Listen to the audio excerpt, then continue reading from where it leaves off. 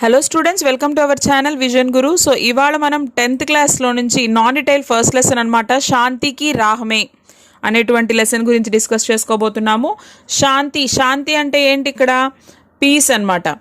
So శాంతి మార్గంలో, రాహమే అంటే ఆ దారిలో, ఆ శాంతి మార్గంలో నడిచినటువంటి కొంతమంది వ్యక్తుల గురించి ఈరోజు మనం డిస్కస్ చేసుకోబోతున్నాము. సో ఇక్కడ చూడండి, ఫస్ట్ అయితే ఇది మనకి 10th క్లాస్లో ఉపవాచక్కి సంబంధించి ఫస్ట్ లెసన్ అనమాట. यदि हमारे पास दुनिया का सारा वैभव और सुख साधन उपलब्ध है परंतु शांति नहीं है तो वैसे सुख साधन व्यर्थ है. संसार में मानव द्वारा जितने भी कार्य किए जा रहे हैं सबका एक ही उद्देश्य है, शांति. సో ఇక్కడ ఏం చెప్తున్నారు? ప్రపంచమంతట్లో కూడా ఎక్కడైనా మంచి సుఖము అంటే వైభవము, సుఖ సాధనాలు ఇవన్నీ ఉన్నాయి. పరంతు శాంతి నహి హై, కానీ వాళ్ళ దగ్గర శాంతి అనేది లేదు. అలాంటప్పుడు ఆ ఉన్నటువంటి ఆ సుఖ సాధనాలు, ఆ లగ్జరియస్ లైఫ్ అనేది వేస్టే కదా. సో అదే ఇక్కడ చెప్తున్నారనమాట. वैसे सुख साधन व्यर्थ होते हैं. संसार में मानव द्वारा जितने भी कार्य किए जा रहे हैं सबका एक ही उद्देश्य है, शांति. ఈ ప్రపంచంలో మనిషి ద్వారా చేయబడేటువంటి ఏ పనైనా సరే దాని వెనకుండేటువంటి ముఖ్య ఉద్దేశం, లక్ష్యం ఏంటి అంటే శాంతి, ప్రశాంతత. सबसे पहले तो हमें यह जान लेना चाहिए कि शांति क्या है. शांति का केवल यह अर्थ नहीं कि मुख से चुप रहे, अपितु मन को नियंत्रित कर उसे बुराई के रास्ते पर चलने से रोकना ही वास्तविक शांति है. అయితే అన్నిటికంటే ముందు మనం తెలుసుకోవాల్సింది ఏంటి, అసలు శాంతి అంటే ఏంటి అంటే, ఇప్పుడు శాంతి అంటే ఏంటి? కేవలం మనము ఏం మాట్లాడకుండా నిశ్శబ్దంగా సైలెంట్గా కూర్చుండిపోవడమే శాంతి కాదు. శాంతి అంటే ఏంటి? మన మనసుని కంట్రోల్ చేసుకోవడం. అంటే మన మనసు, మన మెదడు చెడు ఆలోచనల వైపు, చెడు దారి వైపు వెళ్లకుండా వాటిని మనము కంట్రోల్ చేసుకోవడమే నిజమైనటువంటి పీస్ అనేది.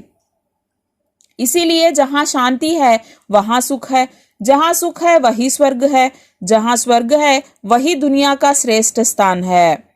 అందుకే చెప్తున్నారు, ఏమని చెప్తున్నారు? ఎక్కడైతే నిజంగా శాంతి అనేది, ప్రశాంతత ఎక్కడుంటుంది అంటే, ఎక్కడైతే సుఖం ఉంటుందో అక్కడే శాంతి ఉంటుంది. ఇసిలియే జహా శాంతి హై వహా సుఖ్ హై, అక్కడే సుఖం ఉంటుంది. జహా సుఖ్ హై వహీ స్వర్గ్ హై, ఎక్కడైతే మనకు సుఖంగా ఉంటుందో ఆ ప్లేసే నిజమైనటువంటి స్వర్గం. జహా స్వర్గ్ హై వహీ దునియా కా సర్వశ్రేష్ఠ స్థాన్ హై. సో ఎక్కడైతే మనకి స్వర్గం అనిపించే ప్లేస్ ఉంటుందో అది ప్రపంచంలోకే ద బెస్ట్ ప్లేస్ అనుకోవచ్చు మనము. युद्ध, दुख, लालच और सभी पीड़ाओं को मिटाने का एकमात्र साधन है शांति. యుద్ధం కావచ్చు, బాధ కావచ్చు, అత్యాశ కావచ్చు, ఇలాంటి అన్ని సమస్యలకి సమాధానం ఏంటి అంటే శాంతి. धन दौलत से भौतिक संपदा खरीद सकते हैं किंतु शांति नहीं. यही कारण है दुनिया भर के कई धनी देश शांति को बनाए रखने के लिए युद्ध के लिए तत्पर हो रहे हैं. युद्ध से कभी शांति स्थापित नहीं हो सकती, बल्कि सभी देशों के बीच चर्चा एवं सहयोग के द्वारा शांति की स्थापना की जा सकती है. इसी उद्देश्य से 24 अक्टूबर 1945 में संयुक्त राष्ट्र संघ की स्थापना हुई. इसका मूल उद्देश्य है विश्व के सभी देशों के बीच शांति की स्थापना करना. इतना ही नहीं, शांति के क्षेत्र में उत्कृष्ट कार्य करने के लिए हर वर्ष नोबेल पुरस्कार भी दिया जाता है. అయితే చూడండి, ఇక్కడ ఏం చెప్తున్నారు? సో యుద్ధాలు కావచ్చు, బాధలు కావచ్చు, ఇవన్నీ కూడా దేనికైనా సరే ఒకటే పరిష్కారం ఏంటి అంటే శాంతి. సో మనము డబ్బులు పెట్టి ఏదైనా కొనుక్కోవచ్చు, కానీ ప్రశాంతతని కొనలేము, శాంతిని కొనలేము. కాబట్టి ప్రపంచంలో ఎన్నో రిచ్ కంట్రీస్ మనకి శాంతి కోసం అంటే యుద్ధం కోసం అవి ఉవ్విళ్ళూరుతున్నాయి, కానీ యుద్ధం ద్వారా ఎప్పటికీ కూడా శాంతి అనేది మనకి దొరకదు. సో అందుకే ఈ ఉద్దేశంతోనే ఈ శాంతి స్థాపన కోసమే మనకి ఇక్కడ 24 అక్టోబర్ 1945లో ఐక్యరాజ్య సమితి అనేది స్టార్ట్ చేయడం జరిగిందనమాట. దాని ముఖ్య ఉద్దేశం ఏంటి అంటే దేశాల మధ్యన శాంతి నెలకొల్పడమేనమాట. సో అయితే ఈ శాంతి మార్గంలో నడిచి ఎవరైతే గొప్ప గొప్ప పనులు చేస్తున్నారో అలాంటి గొప్ప వాళ్ళకి ఎవ్రీ ఇయర్ కూడా నోబెల్ పురస్కారం ఇవ్వడం జరుగుతూ ఉంటుంది. शांति की स्थापना में अपना जीवन समर्पित करने वाले कई महान हस्तियां हैं.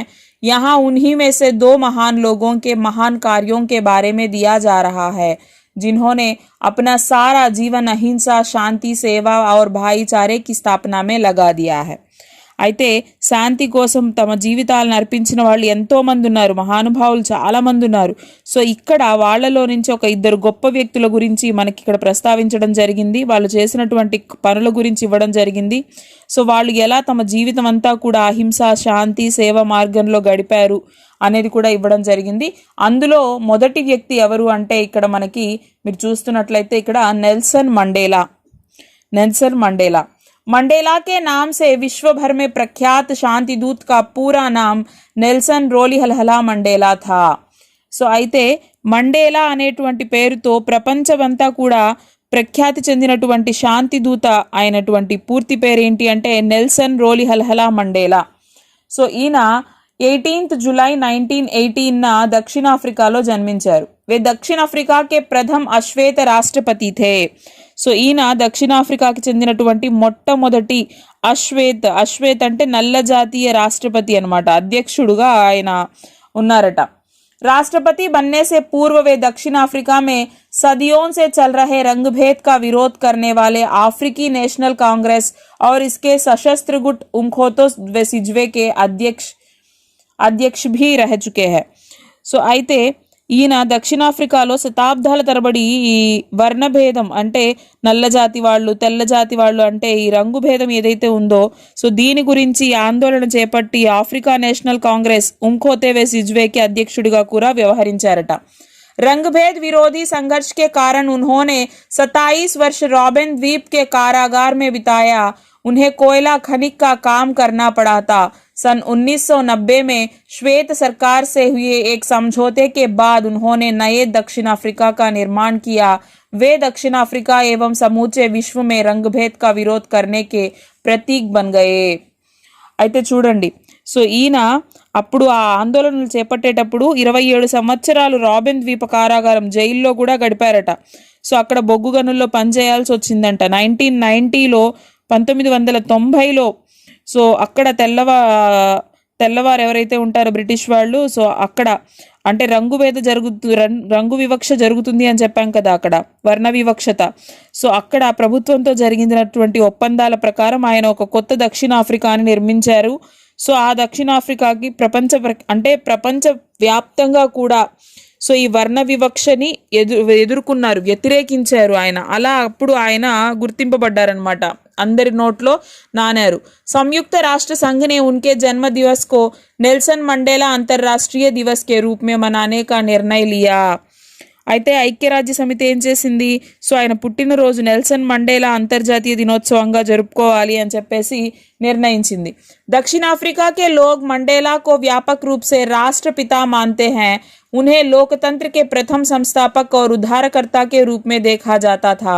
दक्षिण अफ्रीका में प्रायः उन्हें मदीबा कहकर बुलाया जाता है. సో మదీబా అని పిలుస్తారట. ఎందుకు, సో అక్కడ ఆయన వాళ్ళందరికీ అధ్యక్షత వహించి వాళ్ళ కోసం పోరాటాలు జరిపి ఒక ఉద్ధారకర్తగా చూస్తారు ఆయన. దక్షిణాఫ్రికా ప్రజలందరూ కూడా సో అక్కడ జాతిపితగా భావిస్తారు ఆయన్ని. అందుకని చెప్పేసి అక్కడ వాళ్ళందరూ కూడా మదీబా అని పిలుస్తారట ఆయన్ని. ఏమని పిలుస్తారు? మదీబా. यह शब्द बुजुर्गों के लिए सम्मान सूचक है. మదీబా అంటే ఏంటి అంటే సో గొప్పవారు, పెద్దవారు అంటే పెద్దవారికి కొంచెం గౌరవ సూచకంగా గొప్పవారు అని చెప్పేసి సో అలా పిలుస్తారట మదీబా అని చెప్పేసి. उन्हें अब तक 250 से भी अधिक రాష్ట్రీయ అంతర్రాష్ట్రీయ పురస్కారం से सम्मानित किया गया. 250కి పైగా ఆయనకి నేషనల్ అండ్ ఇంటర్నేషనల్ అవార్డ్స్ వచ్చాయట. सन 1993 में नोबेल शांति पुरस्कार, 1993లో నోబెల్ పురస్కార్ ఇచ్చారు. भारत रत्न पुरस्कार और सन 2008 में गांधी शांति पुरस्कार प्राप्त हुए हैं. उनका स्वर्गवास 23 नवंबर 2013 को हुआ. ऐसे महान शांति दूत के निधन पर सारे विश्व ने अपूर्व श्रद्धांजलि समर्पित की. इनका संघर्षमय जीवन हमें शांति की राह में चलने के लिए पथ प्रदर्शित करता है. అయితే చూడండి, ఆయనకి లభించినటువంటి పురస్కారాలు అనేవి ఇక్కడ ఇవ్వడం జరిగిందనమాట. సో నోబెల్ శాంతి పురస్కారం 1993లో ఇచ్చారు. అలాగే భారతరత్న ఇచ్చారు. 2008లో ఆయనకి గాంధీ శాంతి పురస్కారం ఇచ్చారు. ఆయన 5 డిసెంబర్ 2013న చనిపోవడం జరిగింది. సో ఆయన చేసినటువంటి ఈ అంటే ఆయన పనులు, ఆయన ఎలా శాంతి మార్గంలో నడిచి అనుకున్నది సాధించారు అనేది మనల్ని కూడా ఆ మార్గం వైపు నడిచేలాగా ప్రేరేపిస్తుంది అని చెప్పేసి ఇక్కడ చెప్తున్నారనమాట. నెక్స్ట్ మనకి రెండో వ్యక్తి ఎవరు, మదర్ తెరెసా. మదర్ తెరెసా పేరు వినగానే మనకి ఏం గుర్తొస్తుంది, ప్రేమ, శాంతి, సహాయం చేసేటువంటి గుణం, ఆ కరుణ, వాత్సల్యం ఇవన్నీ గుర్తొస్తాయి. मदर तेरेसा एक ऐसा नाम है जो शांति, करुणा, प्रेम व वात्सल्य का पर्याय कहलाता है. సో ఇప్పుడు మనం అనుకున్నటువంటి ఈ పదాలకి మారు పేరేమో, ఒక పర్యాయ పదమేమో మదర్ తెరెసా అంటే అని చెప్తున్నారు. సో అలాంటి గొప్ప వ్యక్తి గురించి మనం ఇప్పుడు చెప్పుకోబోతున్నాం. ऐसी महान माता का पूरा नाम आग्नेस गोंग्शे बोत्शियो तेरेसा था. उनका जन्म 26 अगस्त 1910 और स्वर्गवास 5 सितंबर 1997 में हुआ था. సో అయితే మదర్ తెరెసా పూర్తి పేరేంటి, ఆగ్నేస్ గోక్షియో బోషియో తెరెసా. సో ఆవిడ 26 ఆగస్ట్ 1910 పుట్టారట. అలాగే ఎప్పుడు చనిపోయారు, 5 డిసెంబర్ సితంబర్ అంటే ఇక్కడ సెప్టెంబర్ 5 1997లో చనిపోవడం జరిగింది. वैसे तो वे युगोस्लेविया मूल की थी. आगे चलकर सेवा की भावना में रत होकर भारत की नागरिकता स्वीकार कर ली. प्रारंभ में उन्होंने अध्यापिका के रूप में काम किया, किंतु उनका सपना कुछ और ही था. అయితే చూడండి ఏం చెప్తున్నారు. సో ఆవిడ సేవా మార్గంలో అంటే ఫస్ట్ ఆవిడ కళ వేరేగా ఉండేదన్నమాట. ఆవిడ యుగోస్లేవియాకి చెందినటువంటి వాళ్ళు. సో అయితే తర్వాత ఈ సేవ చేయడము, సహాయం చేయడము అనేటువంటి దీంట్లో మునిగిపోయి ఆవిడ తర్వాత మన ఇండియన్ సిటిజన్షిప్ తీసుకున్నారనమాట, భారత పౌరసత్వాన్ని తీసుకున్నారు. ఫస్ట్లో ఒక టీచర్గా వర్క్ చేసేవారు, ఒక ఉపాధ్యాయునిగా తన వృత్తిని స్టార్ట్ చేశారు. కానీ ఆవిడ కళలు వేరేలా ఉండేవి. ఏంటి ఆవిడ కళలు అంటే చూద్దాం. वे अनाथों, गरीबों और रोगियों की सेवा करना चाहती थी. इसीलिए उन्होंने सन 1950 में कोलकाता में मिशनरीज ऑफ चैरिटी की स्थापना की. సో అనాథలకి సేవ చేయాలి, పేదలకి, రోగులకి సేవ చేయాలి అనేటువంటిది ఆవిడ ముఖ్య లక్ష్యం అనమాట. కాబట్టి 1950లో కలకత్తాలో మిషనరీస్ ఆఫ్ చారిటీ అనేటువంటి ఒక సంస్థని స్థాపించారు ఆవిడ. उनके द्वारा स्थापित संस्था को ही निर्मल हृदय कहते हैं. సో ఆవిడ ద్వారా స్థాపింపబడినటువంటి సంస్థలనే నిర్మల్ హృదయ్ అని పిలిచేవారు. उन्होंने अपना सारा जीवन गरीब, अनाथ और बीमार लोगों की सेवा में लगा दिया. सन 1970 तक वे गरीबों और असहायों के लिए अपने मानवीय कार्यों के लिए प्रसिद्ध हो गई. सन 1979 में उन्हें नोबेल पुरस्कार, सन 1980 में भारत रत्न पुरस्कार से सम्मानित किया गया. उन्होंने कथनी से करनी को अधिक महत्व दिया गया. इसीलिए वे हमेशा कहा करती थी, प्रार्थना करने वाले होठों से सहायता करने वाले हाथ कहीं अच्छे हैं. సో ఇక్కడ ఏం చెప్తున్నారు. సో 1970 వరకు కూడా ఆవిడ అనాథలకి, రోగులకి సేవ చేస్తూ అలాగే గడిపారు. తన అసహాయులకి తను మొత్తం సేవ చేస్తూనే సో ఎన్నో కార్యక్రమాల్లో పాల్గొనేవాళ్ళు. 1979 నోబెల్ అవార్డు ఇచ్చారు ఆవిడకి. అలాగే 1980లో భారతరత్న పురస్కారం ఇవ్వడం జరిగింది. సో ఆవిడ దేన్ని నమ్మేవారు అంటే మాటలు చెప్పడం కంటే చేసి చూపించేదానికే ఎక్కువ ప్రాధాన్యతనిచ్చేవారు, ఇంపార్టెన్స్ని ఇచ్చేవారు. అంటే ప్రార్థించే పెదవుల కన్నా సహాయం చేసే చేతులు మిన్నా అని ఎప్పుడూ చెప్తూ ఉండేవారు అనమాట. సో నిజమే కదా, అంటే ప్రేయర్ చేయడం గొప్ప కాదు, ఎదుటి వ్యక్తికి సహాయం చేయడం అనేది చాలా గొప్ప అని చెప్పేసి ఈ వాక్యం చెప్తూ ఉండేవారు.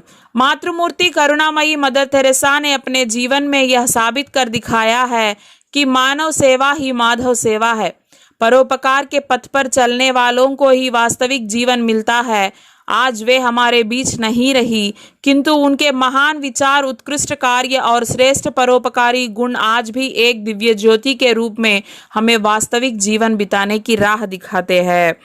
అయితే ఆవిడ ఎప్పుడు ఇలా చెప్తూ ఉండేవారు. సో అయితే చెప్పడమే కాదు, మానవ సేవే మాధవ సేవ అంటారు కదా, అంటే మానవులకి సహాయం చేస్తే, మనుషులకి సహాయం చేస్తే దేవుడికి సహాయం చేసినట్లు అని. అది ఆవిడ నిజంగా రుజువు చేసి చూపించారనమాట. సో అంటే ఎవ్వరు ఏంటి ఆలోచించకుండా వాళ్ళు సహాయం కోరుతూ వచ్చారు అంటే వాళ్ళకి తను రెడీగా ఉండేవారు సహాయం చేయడానికి. సో అలా ఆపదలో ఉన్న వాళ్ళని ఆదుకోవడానికి ఒక దేవతామూర్తిలాగా వెలిశారు. సో అలాంటి ఎన్నో గొప్ప గొప్ప కార్యాలు చేశారు. సో నిజంగా ఆవిడ జీవితం అనేది ఒక బెస్ట్ ఎగ్జాంపుల్ అని చెప్పుకోవచ్చు. పరులకి సహాయం చేయడము అంటే ఈ రోజుటికి మనం ఆవిడనే తలుచుకుంటూ ఉంటాము. హమే వాస్తవిక్ జీవన్ బితానే కి రాహ్ దిఖాతే, నిజమైన జీవితాన్ని మనం ఎలా జీవించాలి అనే దానికి ఒక మార్గం చూపించి వెళ్ళిపోయారు అని చెప్పుకోవచ్చు అనమాట. సో ఇది శాంతికి రాహమే అనేటువంటి లెసన్. ఇందులో మనము నెల్సన్ మండేలా అలాగే మదర్ తెరెసా గారి గురించి మాట్లాడుకున్నాము. ఐ హోప్ మీ అందరికీ అర్థమైంది అనుకుంటున్నాను. దీనికి సంబంధించి మీకు ఏమైనా డౌట్స్ ఉన్నట్లయితే నాకు కామెంట్ సెషన్లో తెలియజేయండి, నేను తప్పకుండా రిప్లై అనేది ఇస్తాను.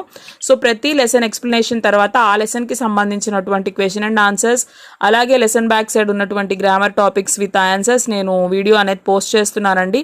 ఎవరైనా చూడని వాళ్ళు ఉంటే వెళ్ళి చూడొచ్చు. లింక్స్ కూడా నేను డిస్క్రిప్షన్లో ఇస్తాను.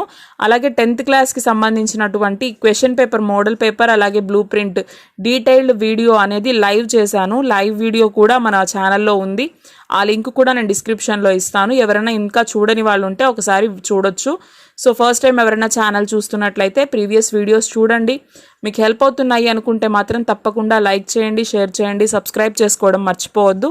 అలాగే మన ఛానల్లో వీడియోస్ మీకు రెగ్యులర్గా అప్పటికప్పుడు అప్డేట్స్ రావాలి అంటే మీరు బెల్ ఐకాన్ అయితే క్లిక్ చేయాలండి. Thank you.